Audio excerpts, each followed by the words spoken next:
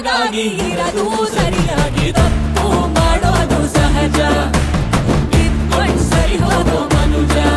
ಅದು ಯಾರೋ ಯಾರೋ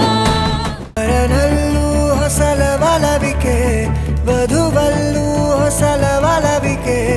ವಧುವರರಾಸೆ ಚಡಪಡಿಕೆ ಈ ಮದುವೆ ಎಂಬ ಸಂಭ್ರಮಕ್ಕೆ